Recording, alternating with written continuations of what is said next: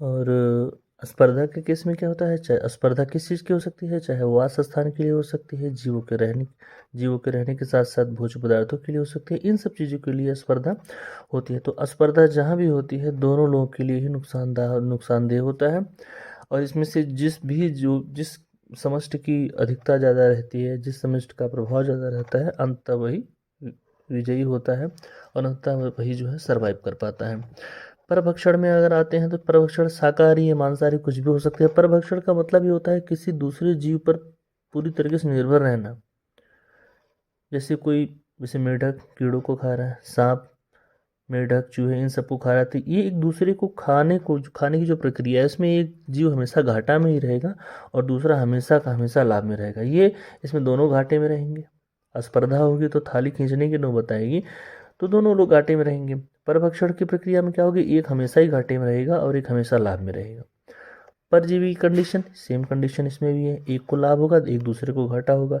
अंतर क्या है परभक्षण परजीवी में, परभक्षण में जीव मूव कर सकता है, जैसे सांप मेढक जंप कर रहा है, भाग रहा है, सांप गया उसने उसको पकड़ा और खाया, परभक्षण है। लेकिन परजीवी में जो जिस शरीर से पोषण प्राप्त हो रहा है उस शरीर से लगा होना आवश्यक होता है, शरीर के साथ ही लगे होते हैं वो जीव। जैसे आपका जोंक हो गया, वो किसी जंतु के शरीर में चिपक जाता है और उससे पोषक के रूप में भोजन प्राप्त करता रहता है, रक्त के रूप में भोजन प्राप्त करता रहता है, तो सतह से चिपका होता है।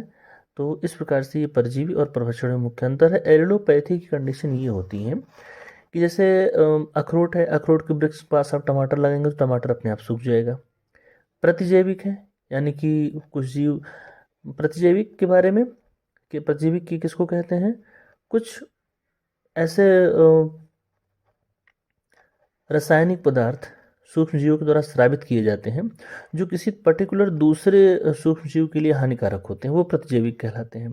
पेनिसिलिन नोटेटम हो गया और ऐसे बहुत सारे आपके कुछ सूक्ष्म जीव हो गए जो किसी एक विशेष प्रकार के जो है रसायन का श्रवण करते हैं, जो दूसरे सूक्ष्म जीव को बढ़ने या उगने या सरवाइव नहीं करने देता है। तो ये एलिलोपैथी कहलाता है। इसमें एक जीव हमेशा फायदे में रहेगा, दूसरा जीव हमेशा घाटे में। तो जीवों के मध्य होने वाली पारस्परिक जो क्रिया है, इनमें से आपका जो है जो शॉर्ट क्वेश्चंस हैं 2 नंबर में या निम्न में से 3 पर टिप्पणी कीजिए, इनको समझाइए। तो इस प्रकार से क्वेश्चन आपके फंस सकते हैं, इसका रिवीजन कर लीजिएगा।